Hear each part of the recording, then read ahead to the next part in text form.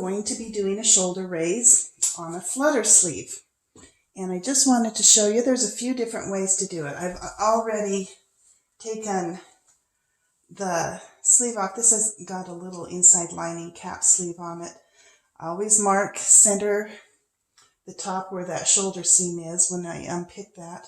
I think that's as far as I'm going to unpick this one. I'm going to show you a few different ways to do this, and I think the way that I'm going to end up doing it is a bit unique and something that only works on a flutter sleeve. I would never do it on a different sleeve, but yeah, I'll show you this in just a minute. Bye-bye. All right, I have taken up the shoulder. The shoulder needed to go up an inch. And now to put the sleeve back on, there's a few different ways. Because it's a flutter sleeve, right now the style is such to where you can just do an inverted pleat to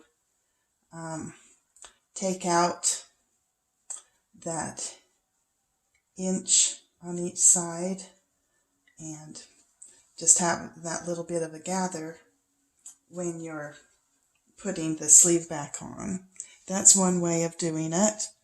Another way is just to gather it a bit.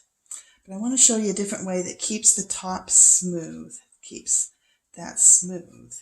What I'm going to do on this way, show you on the inside here. There's the top of the sleeve. Here's my shoulder seam. I'm going to pin that together. Now, I am going to, okay, here's that sleeve. There's that cap sleeve that's under, this is the netting sleeve. And here's the bodice. This is the back of the bodice. I'm just going to nice and smoothly, there's a little bit of ease because this is a cap. I'm just going to pin that down, pretend like I hadn't done a shoulder raise. I keep pinning it down. And of course, you're saying, well, look, you got this big gap. You got an extra inch. Oh, by the way, and there's my netting that you do the binding with. I am so grateful. Back in the olden days, bindings were always done with like this lining fabric, and they were so bulky and really annoying. I had started doing my bindings actually on netting, and then I saw they did it. I'm sure that it wasn't my brilliant idea that made them start doing it, but I am so grateful that their binding was something a lot thinner. It used to be, especially when you hit this bottom seam where you had the side seams and everything, and then you had, anyway, that's not my point right now. My point right now, right here, I'm getting to this gap that came from, taking the shoulder up. Of course, the sleeve doesn't fit back in correctly. Guess what I'm going to do? Here's where I've unpicked to. I unpicked down. Here's the bottom. This would be the side seam. The side seam and where the bottom of the sleeve. I'm going up a bit from that bottom, but certainly here's the top, here's the bottom, here's the shoulder, here's the side seam. Probably about 3 inches, maybe 4. Right here where I have this gap, you know what I'm going to do? I'm just folding it over. And I'm going to go ahead and stitch it. And you're like, no, you can't do that. It's awful. It's ugly. Guess what? It blends right in. It's under the arm. And on the outside, it looks fine.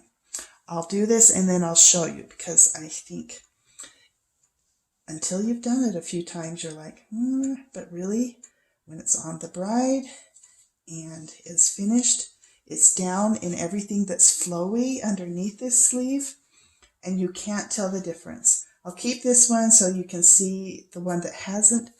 This one hasn't been done. This one I'm going to do it, and then I'll let you compare and see the difference. It's actually really simple, and it keeps things smooth on the top. All right, I've got this sleeve stitched on. Let me show you. Here we go, going down right here. Here is our center side seam, and there's that pleat right there in the sleeve to accommodate that extra right there. And if we look on the other side, these sleeves are so cool.